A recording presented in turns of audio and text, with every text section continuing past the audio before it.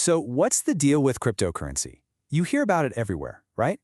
But beyond all the hype, it's a huge shift in how we think about money.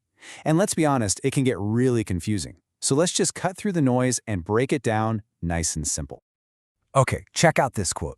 It is not money for the internet, but the internet of money. I love this because it gets right to the heart of it. We're not just talking about some new digital coin for buying stuff online. No, this is way bigger. It's about creating a whole financial system that's as open and free as the internet itself. So what does that even mean, the internet of money? Well, think about it like this. Money is just a language, right? It's how we tell each other what something is worth. We've used shells, gold, paper, you name it. What crypto tries to do is be the first ever native language for value on the internet. A language that doesn't need a bank to act as a translator or give it the okay. Okay, but that idea creates this massive problem. It's something computer scientists have been banging their heads against for decades. It's called the digital cache problem. And it's pretty simple, really. You know how you can copy and paste a photo or a document like a million times, and each copy is perfect? Well, how do you stop someone from doing that with a digital dollar? How do you make something that can't just be copied or spent in two places at once? Look, the idea of digital cash is not new at all. Back in the 90s, you had stuff like Mondex. But they all had this one fatal flaw. They were centralized. They all needed a bank or some company in the middle to keep the master record of everything, to stop people from cheating. The problem is, that one central point is also one single point of failure. And this right here is the whole ball game, the difference between centralized and decentralized.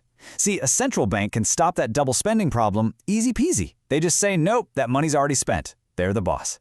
But what happens when there is no boss? In a system where everyone is an equal peer, how in the world do you get millions of people to agree on who spent what and when? To solve that, you needed a totally new invention. And that invention, that's the blockchain. This is the big breakthrough, the absolute core of Bitcoin. It's the technology that finally cracked the digital cash problem without needing a bank or a company in the middle. So what even is a blockchain? The best way to get it is to think of it as a public ledger. But let's make it simpler. Imagine a digital notebook. This notebook is shared with thousands of people all over the planet.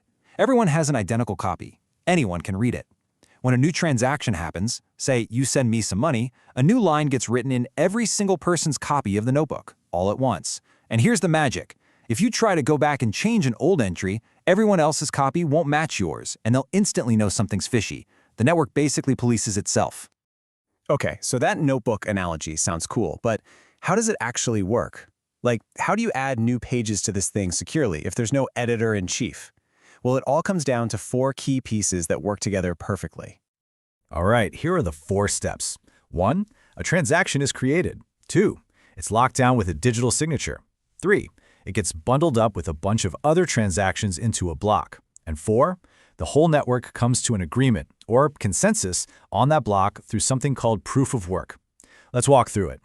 So, step 1 is super simple, the transaction. All it is an instruction.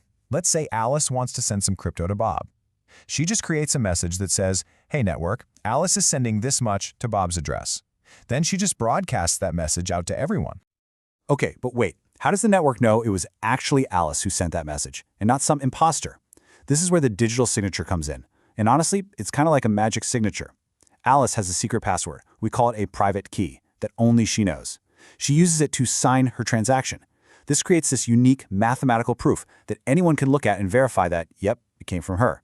They can prove it's her signature, but they can't copy it or fake it without her secret key. So it's pure math, not a bank teller that's verifying who she is. So I keep saying magic signature, but obviously it's not actual magic. It's just incredibly clever math. And this brings us to our first knowledge gap.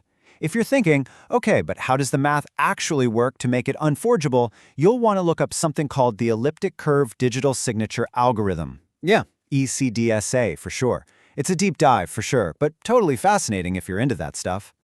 Right, so Alice's transaction, along with a bunch of others, gets put into a block. Now here's where the chain part of blockchain comes in, and it is so clever. Each new block gets a unique digital fingerprint. We call it a hash. And that fingerprint includes the fingerprint of the block that came before it. So they're all linked together in a chain. If a hacker tries to change even one tiny detail in an old block, its fingerprint changes, which changes the next block's fingerprint, and so on, breaking the entire chain. It's like a built-in alarm system. It makes the whole history tamper-proof. So, who gets to be the one to add the next block to the chain? Well, that's decided by a competition. It's called proof of work, but you've probably heard of it as mining. Basically, a bunch of powerful computers, the miners, all race to solve a really hard math puzzle. The first one to solve it gets the right to add the next block to the chain, and for their trouble, they get a reward. And right about now, you're probably thinking, wait, what's the point of that? Why are we having computers all over the world burn massive amounts of electricity just to solve some random useless puzzle? It sounds crazy, I know. It sounds super wasteful. But that useless puzzle is actually the secret sauce to the entire system's security. Here's why. The fact that the puzzle is so hard to solve and that it requires real-world resources like electricity and expensive computers is exactly what makes the network safe. Think about it. To cheat the system, a bad guy would have to go back and rewrite history. That means they'd have to resolve the puzzle for every single block they want to change and do it faster than the entire rest of the network combined. The sheer cost of the electricity to do that would be astronomical. It's just not worth it. So that expensive proof of work is what creates security without needing a bank. This leads us to our second knowledge gap. We've been calling it a puzzle, which is a good simplification. But what are the miners actually doing? They're basically playing a high-speed guessing game. They're trying to find one specific number, it's called a nonce, that when you mix it in with all the transaction data and run it through a hashing function, spits out an answer that starts with a whole bunch of zeros. It's brute force. Just guess, guess, guess. But that game is the very foundation of Bitcoin security. All right, we've gone deep into the mechanics, right? From a single transaction all the way to how the whole global network agrees on what's true. So now, let's pull back. Let's zoom out and get back to the big question. Why should you even care about any of this? It matters because of this date, January 3rd, 2009. That's the day the very first Bitcoin block was created. And this wasn't just some new digital coin popping into existence. This was the moment that the whole idea of an internet of money stopped being a theory and became a real, working, global thing. It solved a problem people had been trying to fix for decades. So when you boil it all down, what have you got? You have a system that is totally different. It's decentralized, meaning no one company or government is in charge. It's peer-to-peer, so you send value directly to someone else. It's permissionless. Anyone with an internet connection can use it. And the whole thing is secured by cryptography, by math, not by trusting some big institution.